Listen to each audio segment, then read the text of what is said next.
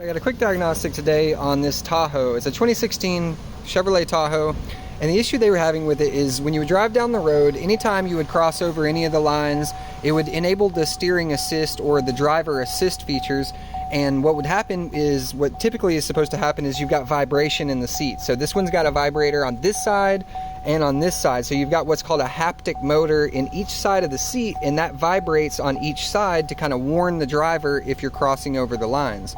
So what was happening on this one is every time we would make that happen, it would pop up a code saying steering assist, service the steering assist.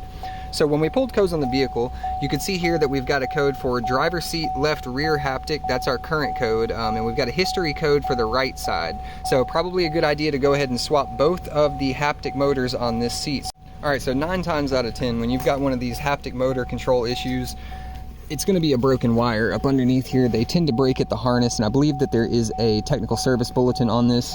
But if you look right under here, you'll see this gray connector is going to our haptic motor on this left side, and this wire is what's coming from it, and it was just tucked up in here, but completely broken from the motor itself. So what we have to do is pull the cushion up, slide the motor out, and then replug them in back down here at the bottom. We're going to do that for the right and the left side. I'll show you that here.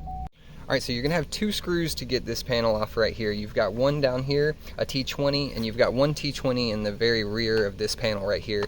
That'll allow you to kind of lift up on this and pull it up out of the way. Then you've got a couple of these clips along the side. One here, just like this, and a couple more along the front, and then 2 more in the very front here that you have to unclip. But once you do that, you'll be able to pull the seat cushion up just like so. And if you take a look, you'll see right there is our haptic motor.